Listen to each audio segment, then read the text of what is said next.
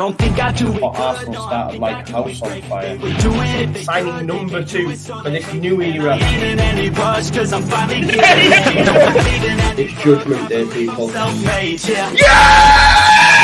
What did your boy tell you? It was never in doubt. Never in doubt. Don't believe in any love, I believe I'm self-made, yeah. Now then, people, welcome back to the Just Joe Football Show, and it's time for another Leeds United upload. Smash a like on the video, subscribe to the channel, get your comments in, and of course hit that notification bell. Another rascal shirt for you. Lee Bear says, still not done the intro. Give me time, bro. Give me time, will you? I hope you're all doing well. Listen, things are moving. Bit of a surprise this morning. Leeds United have appointed an interim advisor, maybe director of football. We'll get into what Nick Hammond's role is going to be. I've just done a little bit of research. Thankfully, the Square Ball just put out a lovely little video as well, which I've just took some notes from. And yeah, I'm excited. It's almost sensible by the football club. We'll have a little chat about it. We're hearing as well of outgoings already now. Nick Hammond's come in the door, looked at Tyler Roberts and said, on your bike, son. He's going to be signing for Birmingham. We're going to be talking about Robin Flaccid in his potential move to Manchester United. This guy's agent's mad. This guy's agent. I want his agent to work for me, and before you know it, I'll be working on Sky Sports News. We're going to be talking about Gio Rutter and a potential return to the club that we got him from. More on Diego Llorente. Potential loan for Cole Palmer that could be... just realised, man. Boom. Sorry. It's because I was working yesterday, so I move it out. Do I need to go over what I've just said, or did you hear me enough? I don't need to go over. Anyway, we've got loads to get stuck into. We'll have a little chat about Everton as well and potential issues they may have and compensation for Leeds United, etc. We'll all get stuck into it. But let's first and foremost look at the press release that came out from Leeds United. Okay, I'm glad you could hear, folks. Smash a like on the video, subscribe to the channel, get your comments in, hit the notification bell. Just a heads up as well, I will be doing a watch along tonight for Spain versus Italy. Leeds United watch, of course. It's Rodrigo versus Willy Gnonto, so I'll be live. I do have my son tonight, so I'm going to set the watch along for kickoff. Hopefully I'll be before. If he doesn't go to sleep, I might be a little bit late, but I will come on, okay? So yeah, just watch this space on that. But we will be doing a watch along tonight of Spain versus Italy, having a look at Gnonto and having a look at Rodrigo. Let's hope and pray they both start. If not, it's an evening spent together that we all like to do, right? We do. And I'll have this rascally shirt on for your own viewing pleasure. Feet are on the mend. No more bandages. I even wore a foot mask last night. I've never had one before. My feet feel brand new. They don't look it, but they feel it. But let's get stuck on to this. Okay, so this was the press release. Nick Hammond appointed interim football advisor. In a sense, a little bit of an interim director of football, if you like.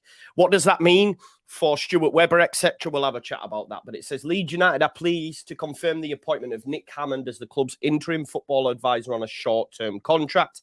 Hammond will help support the club during the summer transfer window.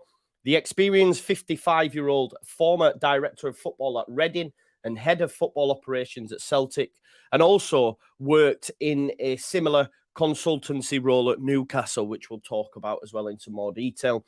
The process for finding a new permanent director of football at Leeds is underway, and the club aim to complete this process by October, allowing the successful candidate to focus on the January transfer window. So there are plans in place. It's not a rush job, which is positive, and they're waiting for the right man, if you like. And you could also argue that with the short turnaround that we have, that Nick Hammond is probably the best option out there. And we'll go into the reasons as I believe that to be the case, just based on history. Everyone knows about the Newcastle stuff, as I can see in the comments.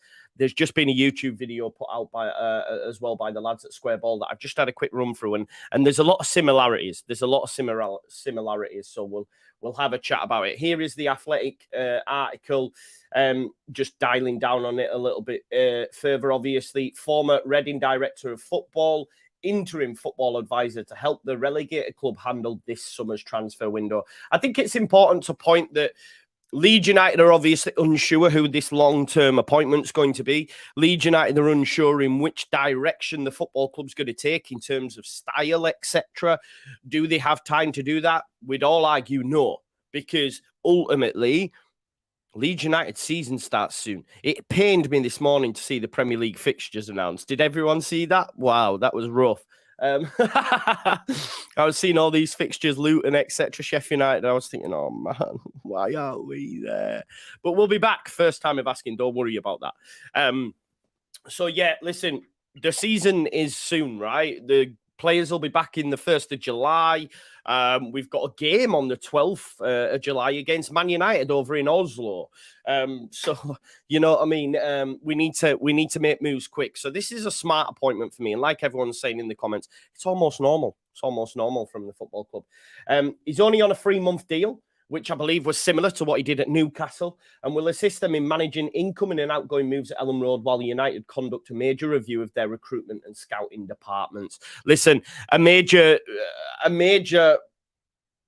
overhaul of the whole club is needed. We've seen this morning, if you haven't seen the news, that one of the leaders at the foundation has had bullying claims made against him. I don't think he's the only one involved in that. You know, listen, the club's rotten for those behind the scenes, and I can't wait to see the back of them. Remember, I told you it's League One. I've been saying this for a long time. I'd heard some bits on the walk, and then the news broke, obviously, that the guy who's head of the foundation that's about the community and that has been bullying his staff. My God. Is there anything this club or this regime hasn't done? Like any fan out there that still, even if they do exist, holds on to this Radrazani, you know, was good and all this. Any of that 5%, please look at the shit show behind the scenes and give your head a shake. Again, it's your opinion, but it's just mental. It's mental. Let's get stuck back into the article. So Leeds, who are set to officially be taken over by the 49ers Enterprise in the weeks ahead, are without a head of recruitment after director Victor Rutter. Yeah, Jamie, he's also involved. Don't worry about that. We'll hear some more bits, believe it. The long-term plan of 49ers Enterprises is to make a new considered appointment to replace Rutter. And I like the fact that they're not rushing. Phil, I was going to do a watch-along, bro, but I couldn't get a stream. And if I can't get a stream, and also the commentary would have been in Spanish, which I'd have struggled with, mate. So I just thought, you know what? It's about the quality of the content. That's why tonight we can do Spain, Italy, because we'll be able to get it. And yeah, well, you know what I mean? Here's what it is. Sorry I let you down, though, Phil. It won't happen again, bro. Departures from Leeds playing squad could run into double figures. We know both from those that might be returning from loan. We've already seen Tyler Roberts exit this morning. You know, you're looking at players that will want to play at higher level. Some of our better players. You've got Robin Koch, who might be on his way to bloody Man United, for God's sake. So, you know, there are going to be double figures of exits close to. And then also we need to bring in, you know, we could almost bring in, you know, double figures of incomings, if I'm honest. Look, Hammond occupied a similar role at Newcastle in the January window last season, stepping in to run recruitment on an interim basis while Newcastle waited for Dan Ashworth to arrive from Brighton. That would be nice if Leeds United have, look, let's say, for example, Christian Perslow, Aston Villa. He did a top job. Yes, it went tits up towards the end. Look, as well, you know, I've been quite big on Stuart Webber. I've said it might work. I actually listened to the second tier this morning. And my opinion slightly changed on Stuart Webber because the second tier absolutely went through him in terms of what he spent. The actual, they were quite shocked that Leeds United would look to make that move. And some of the things they said about, yes, infrastructure and stuff, excellent. He still might be the man, but it did make me think twice. Look, and it's nothing to do with the women's football comments. He should have just kept his mouth shut. He just said he didn't enjoy it. He thought it were boring. Just keep your mouth shut, mate. You know, you're front and centre of a football club that has a women's team. Keep your mouth shut. But in terms of what they were saying about his recruitment, the managers that he employed and stuff as well, obviously Dean Smith, he went for Frank Lampard as well when they got relegated, and then obviously the David Wagner appointment. I think he had a worse win percentage rate than Dean Smith, who they'd sacked earlier on in the season. So maybe my lack of knowledge when it came to Stuart Webber was just, it's just Norwich fans, they're being salty. It went good. Yeah, John H, it's a similar sort of role though, bro. It was a similar sort of role.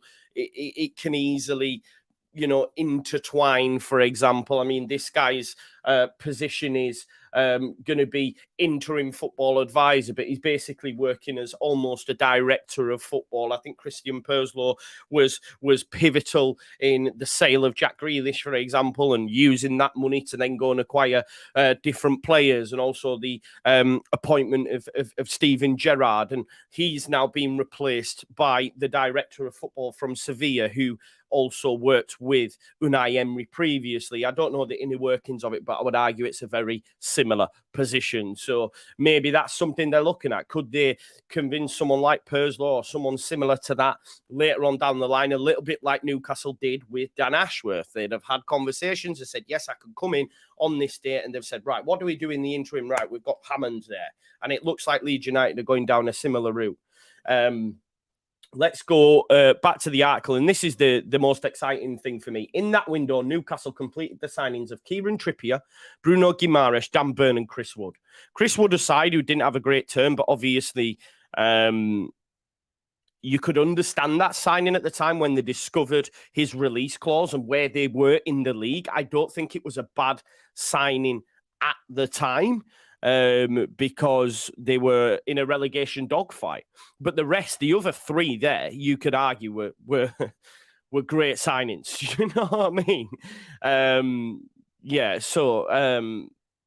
Kieran Trippier, absolute unreal signing. Bruno Guimaraes, we know, and obviously Dan Burn as well. Who'd have thought Dan Burn would have come in and been as big of a success as he did?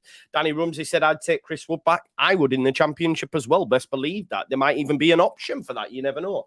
Hammond's previous role also includes spells at Celtic and West Bromwich Albion.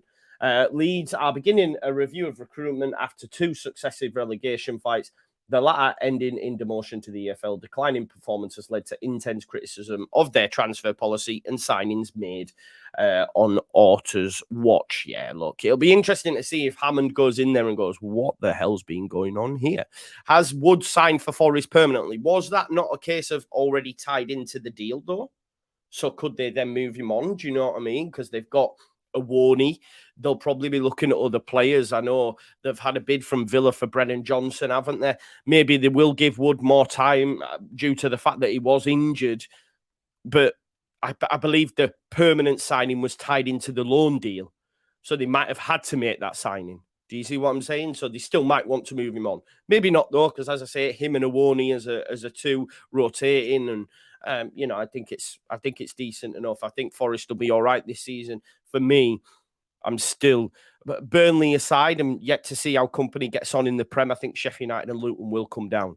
I think this season where we went down was a bit of an anomaly in terms of you couldn't tell who was going to come down. Hence why big clubs like Leeds, Southampton and Leicester, who've been in the Premier League for a while, us aside, came down. You know what I mean? I think it was a bit of an anomaly in that respect. Big up Jason Collins for the super chat. Thank you very much for your contribution, brother.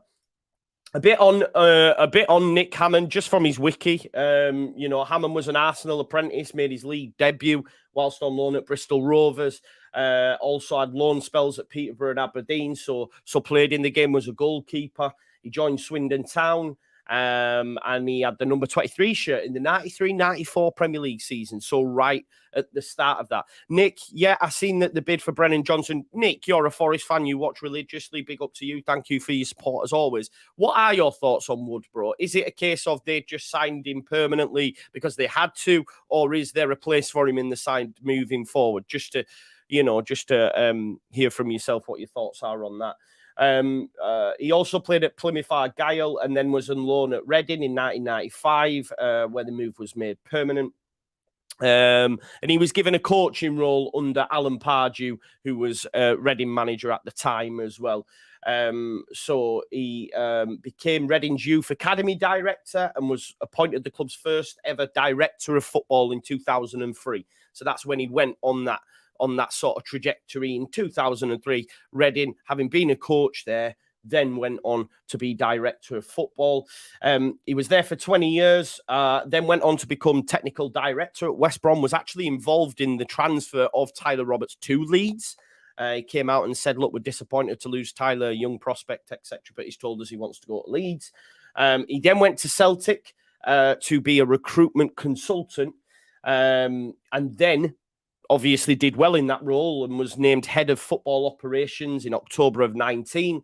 And then in December 2021, then went to be interim transfer consultant at Newcastle United. Okay. Which is very, very similar to what he's been asked to do at Leeds United. Now, having listened to a just YouTube clip, I think it was called the Transfer Guru YouTube page. He had an interview on there, and he was talking about that time at Newcastle. And for me, I can see a lot of similarities, which might sound daft because obviously they're very, very rich. But he said, basically, I went into the football club and the new owners were basically threw together. There's 3 different parts to it, he said, and they're all thrown together, which is similar to the Leeds United situation. They had a new head coach, which we will have very, very soon, and someone who worked there in a transfer capacity for such a long time. I think his name was Stewart. I think he might have said, I don't know the inner workings of Newcastle as well as I might know Leeds. But Angus, similar sort of. Okay, Angus is not tasked with transfers, but it's clear that Angus has been doing the due diligence on the managers, on the players that we're going to be looking at, along with the small amount of people that are left at the football club from a recruitment perspective. Because we know that Victor Rutter and Gabby Ruiz went, right? Yeah, there you go. So, Nick, yeah, it'd be interesting to see what happened with Woods. Those that are saying you wouldn't take Wood, I think it'd be mad. I think he'd lick it up in the Championship. But I think we'll go down a different route anyway. So he then went further into that role at Newcastle and basically said, in such a short space of time, we had to come together and try and make decisions Sorry, I'll put my teeth in. To strengthen the team for the short-term ambition of surviving relegation. In our sense, it's that short-term ambition of getting promotion at the first time of asking. Okay? He's having to come in. He's going to have to deal with so many outgoings, so many incomings in such a short space of time. He's done this before at Newcastle. You would argue, I think we would all agree, the January transfer window is far and bigger and more difficult than what the summer window is. Okay, and he's gone into a Newcastle situation where, let's be honest, they were at a risk of relegation. Their real sliding doors moment, coincidentally, was at Leeds United for me, when we battered them for 90 minutes and then John Joe Shelby scored that weak free kick, if you remember. Melier let it go in and they beat us 1-0, and we went this way and they went that way. If you remember, that was towards the back end of Bielsa's tenure. And I genuinely feel that was a sliding doors moment, because from that game, they didn't lose a bloody game. I don't think they lost a game, did they? I genuinely don't think they lost the game. Fact check me, but yeah, I remember them going on an unreal run from that moment forward. So, it's very, you can see the similarities. Maybe I'm clutching at straw looking for positives, but I think there is very similar situations to what Newcastle have, apart from they have a bigger war chest, etc. But yeah, short space of time, having to come together with a new head coach, working alongside Angus, and they have to make decisions in the short term to try and strengthen the team for the long term. I think he said it along. They have a long-term vision, but short-term pain. And he's coming in to try and help with that short-term pain that Leeds United find themselves in. And of course, in January at Newcastle, he signed Trippier, Bruno Guimaraes, Dan Burn, and Chris Wood, which were all very, very smart signings. Okay. He said basically his role at Newcastle was almost a step removed from a director of football. He basically would come in, give opinions on the players that have already been identified. We know Leeds United will have identified players. Yeah, they will have. Maybe Gus Hamer's one of them. We've seen a lot of links to players on the continent. Of course, there might be agent talk, etc.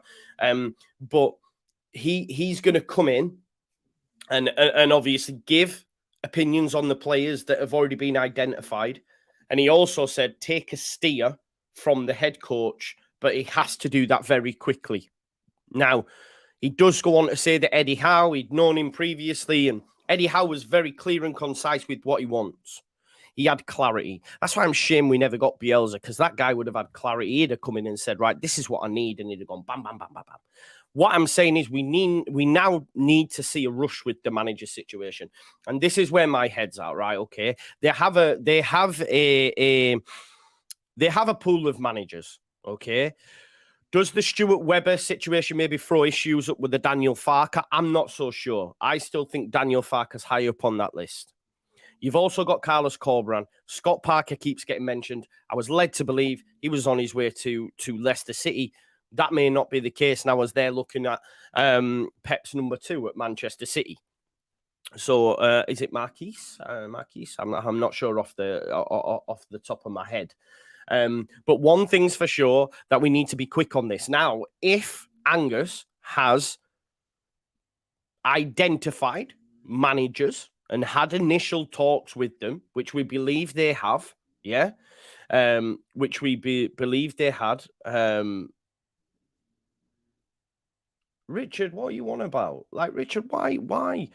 Richard, you came in my channel the other day as well. Just let me just pick up on this. You came in my channel the other day as well and mentioned how there was no variation in different people on the channel, BAME community, etc. As far as I know, there is one BAME content creator who I have worked with in the past. I also have females on this channel, and if there are other BAME contributors out there that have channels, then please let me know, because I'm more than happy to give people the chance to try and talk. Now, you've come in and mentioned homophobic chanting by Leeds United against Brighton. Totally condemn it.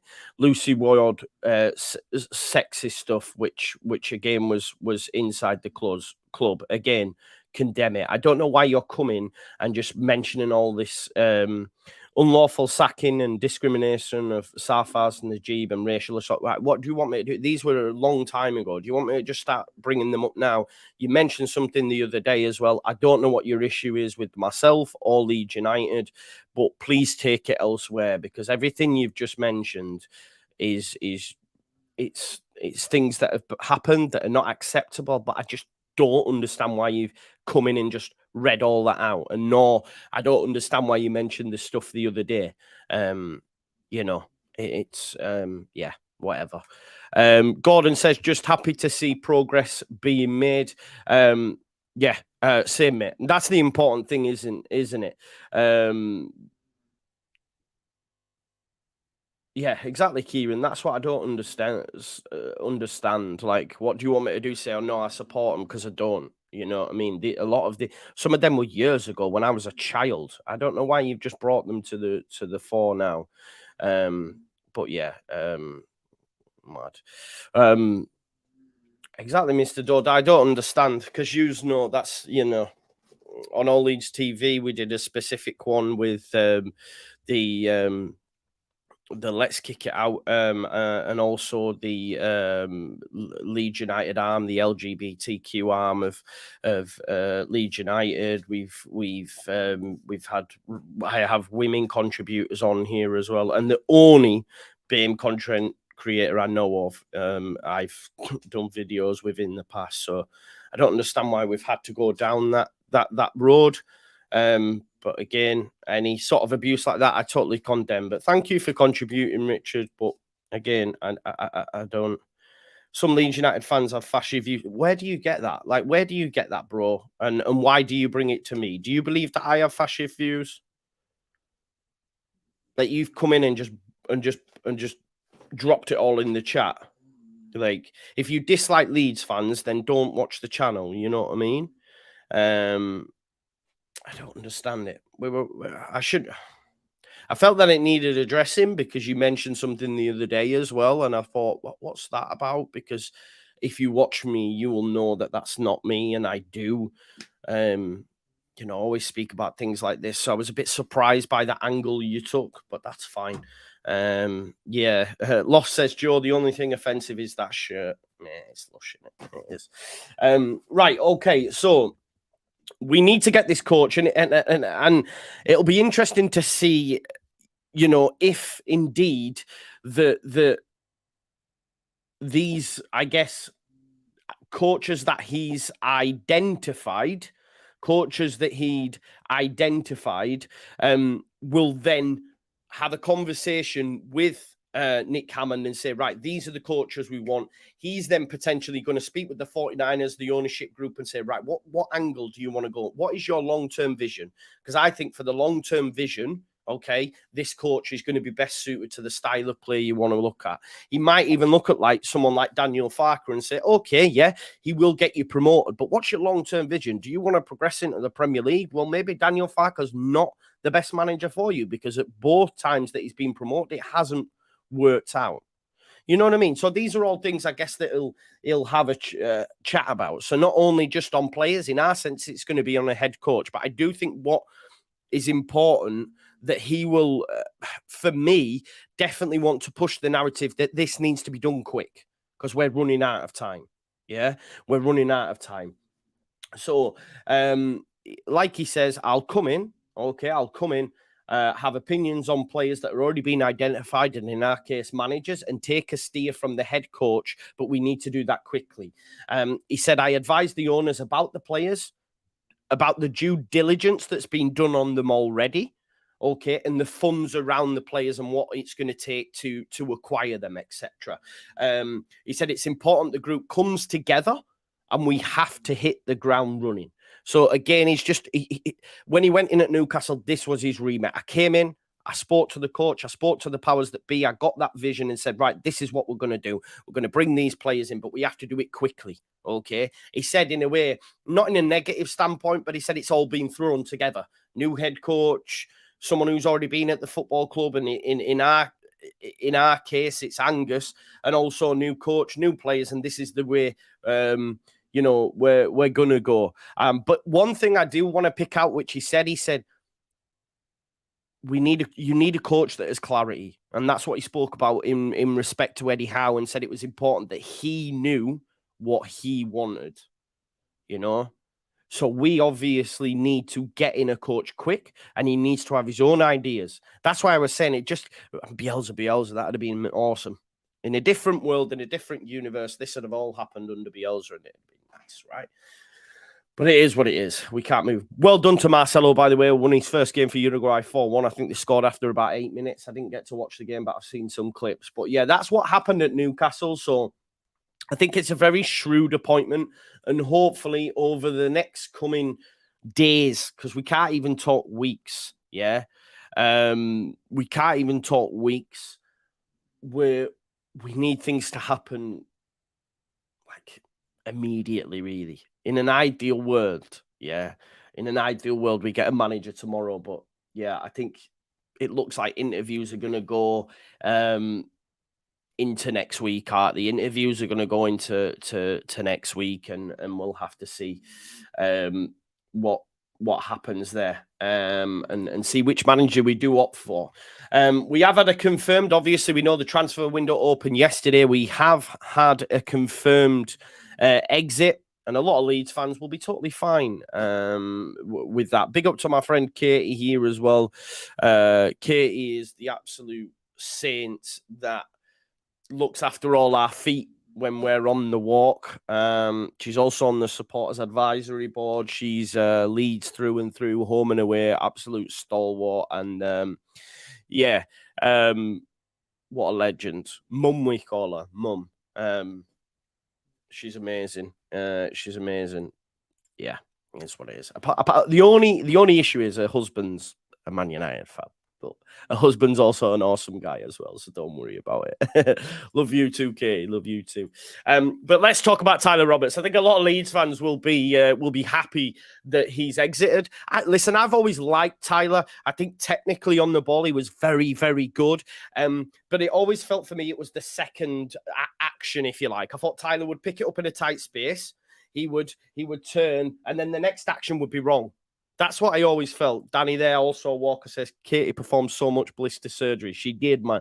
Popping blisters, touching feet. I know some people like dead against that. So the fact that she did that, trust me, she's a saint. But yeah, Tyler Roberts, it was always the action after his initial action. I thought he had a good touch, good turn, good technical ability, but his passing was always off, or he always made the wrong decision. But yeah, look, Birmingham City are close to signing Leeds United forward Tyler Roberts. It's not a loan, it's a permanent deal. I think it's quite funny that Nick Hammond's come in. You could almost make the joke, Nick Hammond's come in and he's gone, Tyler Roberts, off you go. But yeah, look, 24-year-old spent time on loan at Queen's Park Rangers. I know he got an injury during that time, but it looks like he's going to be moving on a permanent basis to Birmingham City. We signed him for 2.5 million. I don't think we get anywhere close to that. We might get $1 million or something, right? If that, maybe. I'm not too sure because he's had a few injury issues. But Tyler Roberts will be leaving Leeds United. And you know what? I wish him luck. I enjoyed Tyler. I know a lot of people, he was the lightning rod for a lot of time, but he gave us them goals against Preston. He gave us the goal against Hull. He's, he'll be remembered as part of that Bielsa era for sure. So good luck to Tyler Roberts. I hope it all works out for him. And yeah, it's the right move though, isn't it? He's not good enough now for Leeds United.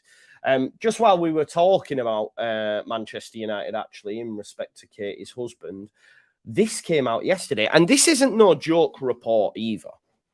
This isn't no joke report. This came from Florian Plettenberg of Bild, German publication, always the Sky correspondent, if you like, from the German side of it. Florian Plettenberg is in the know, okay? He is ITK.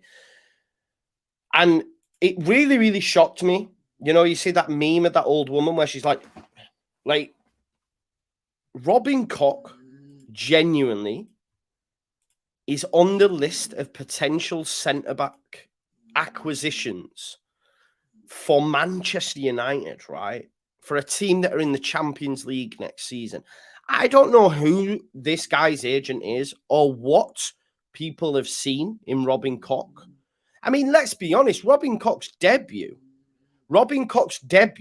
for Leeds United came in that 6-1 battering at Old Trafford, I believe, where Paul Pogba got 4 assists in one game.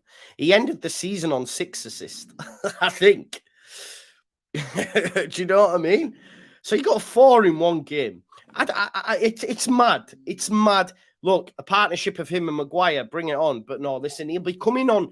I guess he's there to make up the numbers. Champions League football, fighting on all fronts and all that sort of stuff. But they've held loose talks with him. You know, there has been contact made with Robin Koch and his representatives. I bet when he found that, I bet it was like, are you being for real?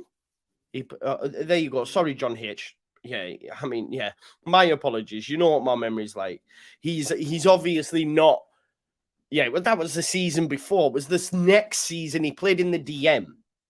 Didn't he play in the DM? Yes, he played in the DM. Obviously, he'd already been here a season. You know what my memory's like. Did he give away the penalty? Yeah, there you go. Gordon says Koch gave away the penalty at Liverpool in his debut. So he did. Sorry, my apologies. It was the season after at Old Trafford, opening day of the season, where we got beat 6-1, I think. And he played in the DM. And he was rubbish. And Bruno Fernandes was his man. And Bruno Fernandes scored a couple. And obviously, Paul Pogba got 4 assists that game and ended up on about 5 assists for the rest of the season or something. So, yeah, you know what I mean? Thank you, Gordon, as well, for the contribution, brother. But, yeah, I bet Robin Koch was like, what? Man United want me? You're sure? So, yeah, the Yorkshire club will be playing in the Championship with Man United on the hunt for a defensive reinforcements. Koch is the latest name to be linked. The reliable Florian Plettenberg reports that Koch is on United's shortlist for the ongoing summer transfer window. I think the important thing is to remember, and Katie's given us a Man United perspective, actually, from her husband. She says, on the scum view, Rich, pulled a face about Koch. He doesn't think it would be a good move for them. Not at the standard they want. Slabhead isn't long-term for them either. Yeah, I think, look, maybe Maguire could move on potentially, but I think the mad thing is it's come from a very reliable source. And Man United have this takeover rumbling on and probably don't have as much cash as they previously would have if this takeover doesn't go through, and therefore probably have eggs in different baskets, i.e. they're looking at another midfielder. Do they sign, what's his face? What's his face who they got on loan from Bayern Munich? Oh, I forgot his name. That's going to do me head in. You know what I mean? They need a new goalkeeper potentially, and they definitely need a number 9, which will cost a lot more money than what, say, Robin Koch would, who could come in as as a backup option too. The Argentinian butcher dude, Sabitzer, that's it, Craig, thank you. The Argentinian butcher dude, whatever his name is, Martinez, and obviously Varane, etc. So I understand, because you can get him at a cut-down price and he wants to play for Germany and he could be a good option off the bench, but I just think he's rubbish. I personally think he's rubbish. So there, this whole chat of him leaving for free as well is absolute codswallop. I listened to I believed it was anyway. No one has a contract where if they get relegated, they can leave for free. I'm not having it. People are saying Firpo to Man City next, Bamford to PSG. Who knows? But yeah, look, he's got a release clause. Manchester United need centre-back options. They probably have other areas of the pitch that they want to pump money into, more specifically the number 9 and maybe the goalkeeper. So I get from a finance perspective, it probably makes sense to them. But from a player perspective, if any Manchester United fans ask me for my opinion on Robin Koch, he is rubbish. He might go on to prove me wrong, but I think he's rubbish. That's just my opinion on the player. Look, just on another potential exit, obviously, I'd have liked this to have been not the case, and I hope it is untrue, because I think this guy could really rip it up in the Championship for us next season. But it's Gio Rutter now. There's a lot of reports over in Germany that he could potentially return to Hoffenheim with a loan. Will that be... See, this is the thing when you have players like this, right? So, like, we've bought him for like 30 odd million. Our record, we should have just got Victor Gyökeres, obviously. He's now going to go to the Premier League, and he's even been linked to Sporting Lisbon. So any Leeds fans that are wanting him, it's not going to happen, all right? He's done his yards in the Championship. He's not staying around in that league no more. Gus Hamer, maybe, not him personally. He will go to the Premier League, or he will go, I think Sporting Lisbon have genuinely been linked with him. So Rutter, just on Rutter, like, he's come in at a massive price. Leeds United may look to loan him out to try and increase his value again, because obviously if you were to try and sell him at this point, you're getting nowhere close to what you paid for him. It almost feels as though Hoffenheim had a black and white striped hoodie and a bag with buying potential, and I'd like to see him fulfill that potential at Leeds United, and I think the Championship would be a perfect place for him to be able to do that, hone his skills and get ready for the Premier League. If he doesn't fancy that and Leeds United want to get part of his wages off the bill, they may look to loan him out to Hoffenheim. Now, that could be with a loan with a view to him returning if we get promoted, or it could be to increase his value over a potential transfer next summer. I always remember Fulham and Zambo Anguissa. Zambo Anguissa currently playing at Napoli, I believe. Top player, came to Fulham, didn't work out, got relegated, got loaned out, and then came back. So it could be something similar to that. But I'd like Rutter to stay. I genuinely would like Rutter to stay. Gordon's put another super chat in. Big up, Gordon. Thank you. He says, if any Man United fans ask my opinion, he's world class and you should give us 50 million euros. Yeah. Maybe I should go with that angle. But I don't think their transfer gurus are watching me. So yeah, Bild reported that Hoffenheim have him on their list of potential signings and could organise a loan for Rutter back to his old sides. Many Leeds fans feel a drop to the Championship may get the best out of him. And that's what I believe as well, along with Peter Crouch. I don't know why Peter Crouch has been asking these things, but we know how these aggregate site works, yeah? They ask them for interviews, they pay them for it, and they just shot players at them and say, what do you think of this? And they'll give an opinion. But yeah, look, I think we should keep Rutter around the place, long-term contract, etc. It'd be interesting to see just how much he's on, because I don't think it'll be huge money. I know we bought him for huge money, but I just want to have a look just to see if he's on. Oh, it's actually been confirmed as well. It is actually quite large, folks. According to Capology, which it's got the verification tick, he's on 70 grand a week, which is a lot of money for Leeds United to shoulder going into next season. Listen, and this is probably mad coming from me, but I'd rather get rid of Bamford and keep Rutter around the place. But probably no one's going to come for Paddy Bamford, so it might be a case of Paddy Bamford's probably on a wage reduction. I think a lot of them are anyway, so that could decrease. But I'd like to see Rutter given a chance. But yeah, if he does go out on loan, okay. What I guess the question is from a fan perspective, what's the plan if they do loan him out to Hoffenheim because they don't think he's going to have the rigours for the Championship? They don't have time. Look, Leeds United might look at it and maybe Nick Hammond might look at it with them and say, look, you can't rest on your laurels with this kid. The Championship's unforgiving. We need to be ready to go from minute one. It's probably best to loan him out, get some of that money on wages and get in a proven striker that you know is going to bang you 20, 30 goals. Because Bamford's not going to be fit. And unfortunately, Leeds United, and that's what Hammond might be saying again, I'm just guessing here, no one's going to come for Bamford. So he'll take his wage reduction. You sit him on the bench and you go and get, a striker that's going to get you goals. I'd like him to stay, but obviously we have to think about these things as well. In terms of financially, is it viable for Leeds United to keep him? Do they look at him being a long-term option and maybe send him out on loan with a view to protecting his value, or maybe bringing him back if we do get promotion to the Premier League? These are all things that'll have to come into question. Diego Llorente, I think Roma. Obviously, I feel like we're constantly speaking about this transfer saga. Every time it comes up, I'm like, oh, we're going to go there again. But look, one thing's for sure is Diego Llorente will leave. Whether it'll be Roma, I don't know, because they have just signed Ivan and Ndicka. I'm not sure who that is, but I'm assuming it's a centre back. Because looking at this, they're saying that doesn't scupper a move for him. Looks like a loan will be renegotiated again with Leeds United for Diego Llorente, with a view to a permanent that's probably going to be a lot cheaper than what we originally agreed, which I think was around about 15 million. If we'd have stayed in the Premier League, maybe we'd have got that, but I just don't see that happening now. There's been a lot of talk about Cole Palmer. Cole Palmer at Manchester City. So basically the news is from the City perspective that, because this is for me where Leeds United need to be looking. Leeds United need to be looking at City. They need to be looking at Chelsea. They need to be looking at even Aston Villa potentially. Liverpool, maybe even for the goalkeeper, if we can agree them to do that, is loans from big clubs.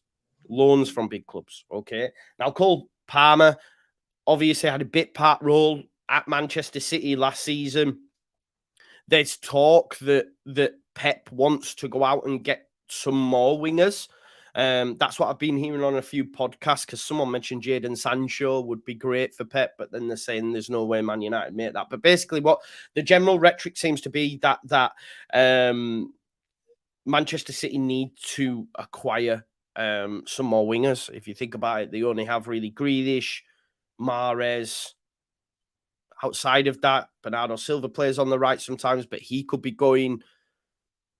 Cole Palmer comes on and plays a bit part role for Grealish. So if they go out and sign some new wingers, whoever they may be, that Cole Palmer may be available to loan.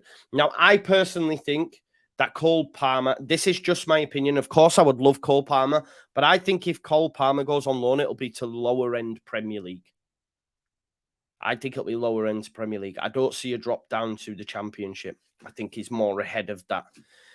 Another name, of course, is James McAtee, and the general consensus at this moment in time at City is that he's going to be staying around to try and get first team minutes. Because it does say in this article here, look, you can see at the bottom, James McAtee had a fine season on loan at Sheffield United and will be back at City for pre-season with the expectation that he will contribute to the first team too. So it looks like James McAtee will be staying around there. I even think with that, though, even if he was available to loan, the Sheffield United loan just makes perfect sense for him having been promoted, right? And then obviously Cole Palmer, I'd expected to make a step forward last season and play more minutes than he did, but his development stalled somewhat. And despite some promising appearances at the end of the Premier League campaign, a loan move could be an option, okay? But it does say about bringing in new players first, etc. Before that is an option. Obviously, they have Jack Grealish, who's safe as houses. They've got Mahrez on the other side. You think Bernardo Silva's going to leave, so they need someone on the right. Do they need someone on the left, etc.?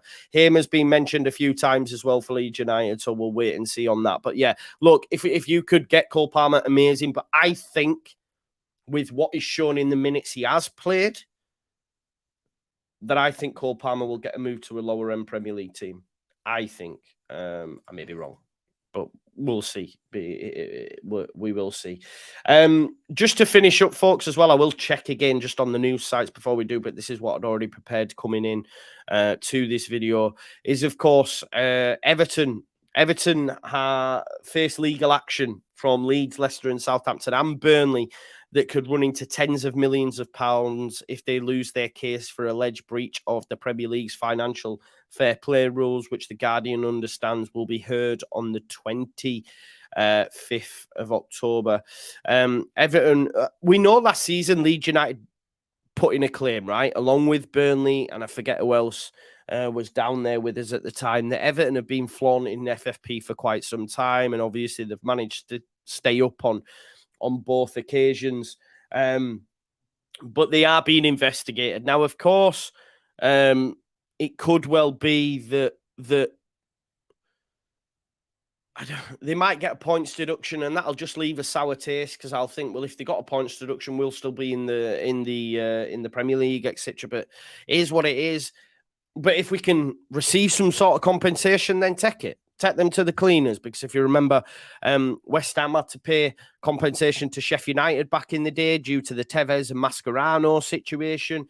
So I think, yeah, listen, Everton in the mud. I have no... They've broken the rules, basically. Everyone keeps going on about Man City and how they're 115 charges and it's tainted. So I don't think it is spilt milk for me to sit here and say they've also flaunted the rules, but at the lower reaches of the Premier League. You know what I mean? So, yeah, and like Katie said, it might help us pay for JKA. But let's get some money in, right? Let's get some money in and hopefully scupper them again.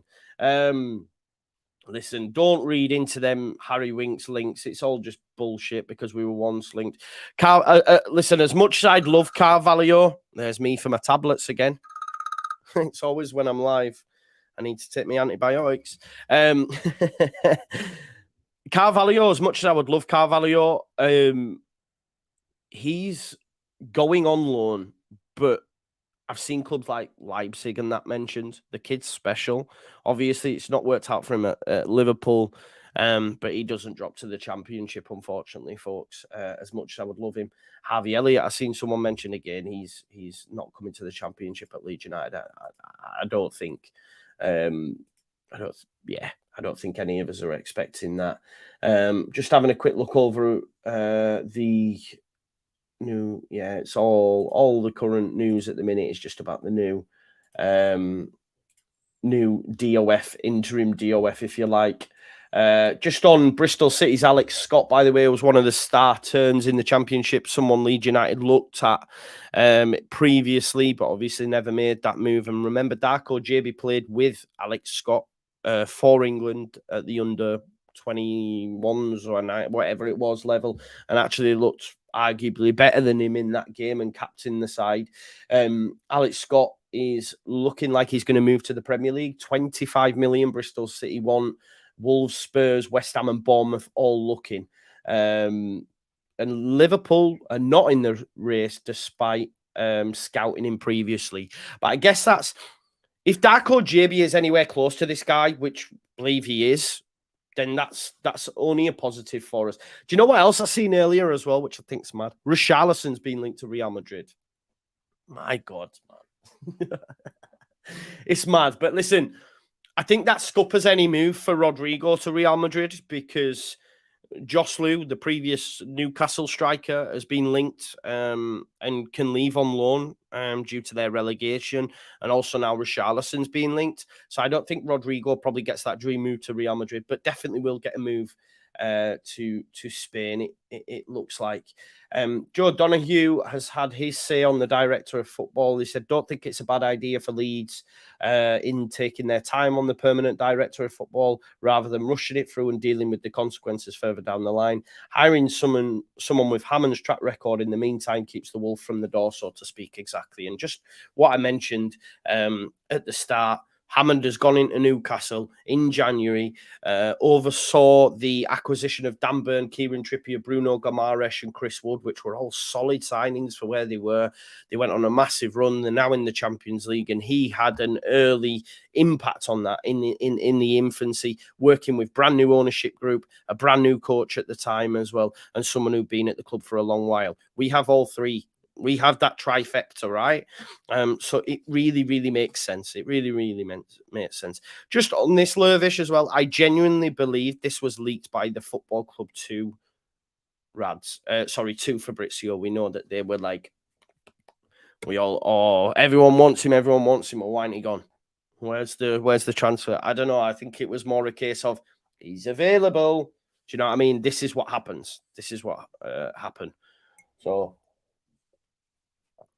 But do remember, though, that although the transfer window is open here, domestically, it's not actually open across the continent till the 1st of July. So expect on the 1st of July to see more exits across the continent for the likes of maybe Brendan Aronson and other players like that. But yeah, listen, I don't want to give... I know there's been a lot of people mentioning the article that's been done on the BBC about the bullying. I don't want to give these idiots at the football club. I think what angers me, what really, really angers me, so one of the real struggles for me when I was at university doing a youth and community work degree was seeing charities and how they operate and what goes on behind the scenes, etc., and how the system is also set up for it to be really, really tough to help people in difficult situations. A lot of that is due to, the capital and the government that we have in situ and the amount of funding that's available and stuff. And these people need to be commended so much in terms of the amount of work they put in at these organizations, and they work themselves to the bone, and they do it for the right things, and they're on next to nothing and all. Isn't it interesting that all these people that work themselves to the bone, that are all, doctors, nurses, youth and community workers, everyone, all teachers, they're all on fuck all. They're on nothing. And this really blew my mind. Is like, I was working as an operations manager at a gas and electric firm on a wedge for a period of time on a decent amount of money that dwarfs these people that are working 24 hours a day, sometimes 12-hour shifts, struggling to keep the lights on in buildings to help support young people that are in struggling situations. And for me, I couldn't cope with it. I can't lie to you, I couldn't cope with it, and I had to come away from it because I was coming angry. And my tutor used to say to me, no, this is a good thing, you want to enact change. I just feel like you can't. It comes back to Marxism and the proletariat and the bourgeoisie and all this sort of stuff, right? And it just blew my mind. So the fact, I know I've gone down, I'll come back round to my point, is the fact that the Leeds United Foundation is set up to help people like this, and you've got an idiot at the top of it who's bullying his staff. Like, this is insane. This is absolutely insane. Saying to a woman that because she had heels on, she looks like a stripper. What? Do you know what I mean? What are you on about, you clown? Do you know what I mean?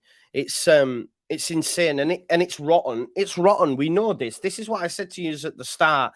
This 5% of people that still hold on that Rads did anything good. Just look at the shit. Yeah, he wasn't there. The thing is, he's not culpable. Well, he is culpable for it, but he wasn't there. He wasn't there at the football club. He handed it over to some idiot who you know, we know that is. But then also, it's like the lunatics are running the asylum. That's almost like what it's like.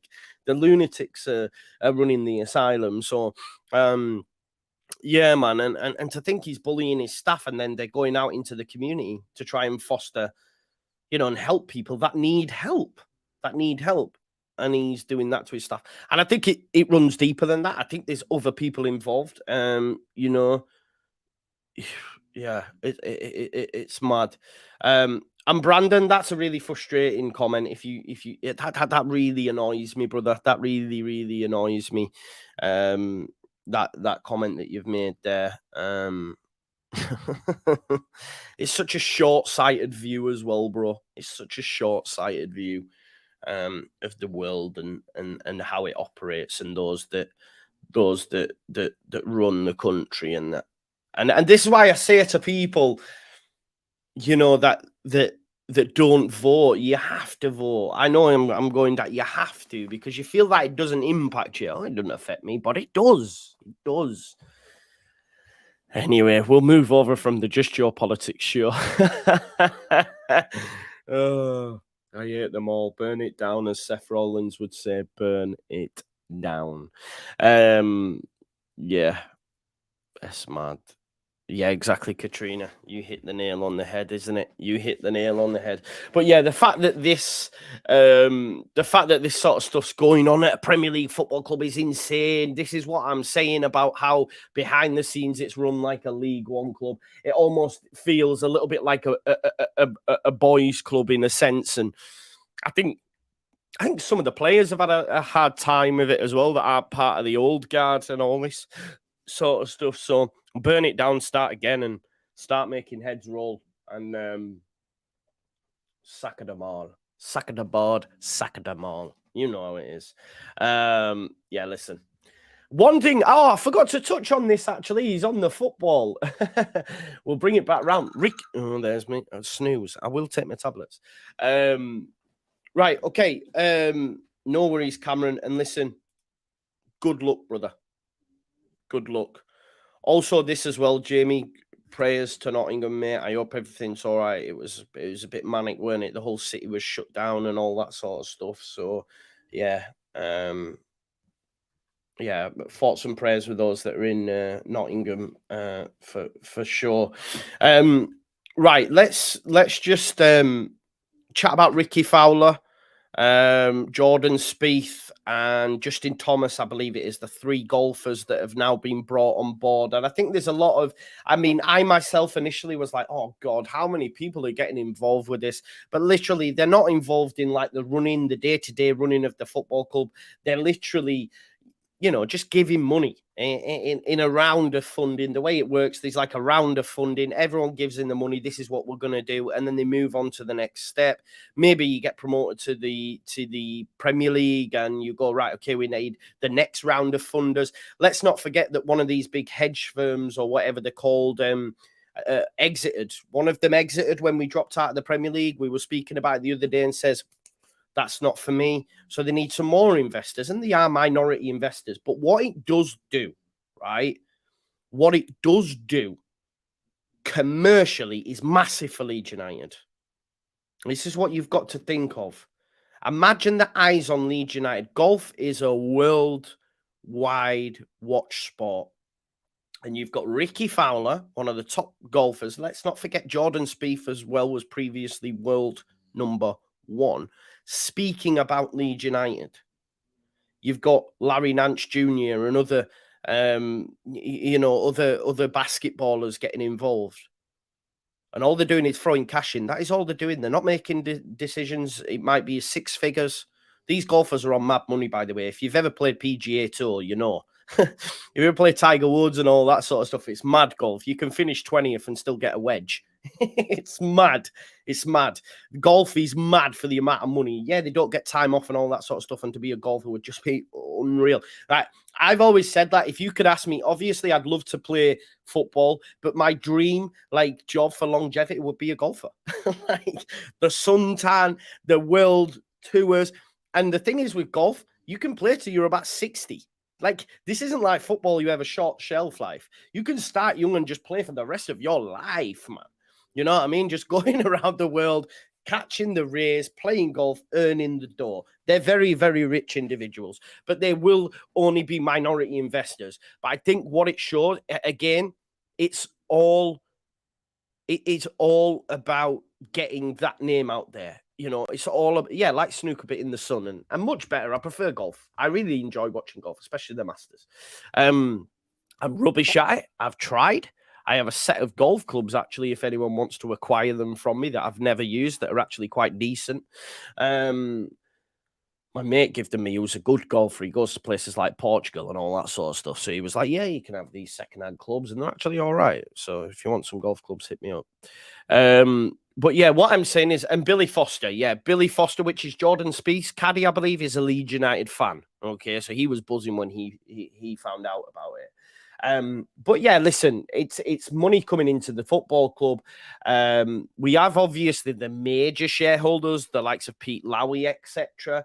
But they're just putting in equity and looking for a return on investment further down the line. There's about 60 of them, right? But it is what it is. It's all just money into the club. And then I think Andrea, I was reading his Twitter. We know Andrea was on the other night. Great golf. Yeah, live golf now. Some more of that Saudi money, it looks like, doesn't it? But there's another round of... I guess it goes in stages, right? We're going to aim to buy X amount of players and get to the championship. Investment. Boom, you get to the Premier League. Right, we're now going to look to improve the stadium, which will then give you a return on your investment, because we'll get more heads in, more bodies in seats. And I'm not sure, you know me, I'm not really up on all this sort of stuff. But they'll then go out and say, would you like to put some more money in? Yeah, I'll put some more money in. This is how it works, right? These have cash. And I think the most important thing for me, besides their cash, is the PR it does for Leeds United. It's huge, because the American market is a market from a footballing perspective that is just growing constantly. They have just got Messi over there. Let's not forget this. And what Messi's done, then Apple have bought the subscription to the MLS. And now if you want to watch MLS, you can go through Apple TV. So what I'm saying is the growth there is massive. And having the 49ers and having them do stuff like this, it can only be a positive for Leeds United. And now that Radrazani and Co have moved aside, we will properly see the commercial side of the 49ers really take a float for me. I think the most we got from the football club was a couple of American jerseys. That's what Radrazani and that did. Do you know what I mean?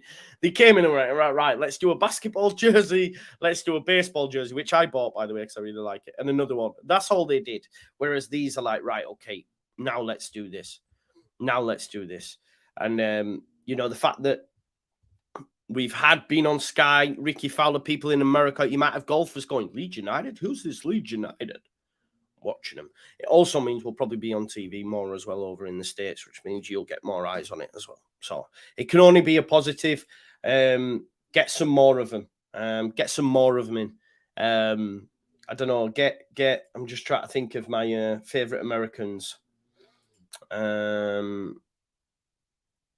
Who's my favorite American? Do I have a favorite American?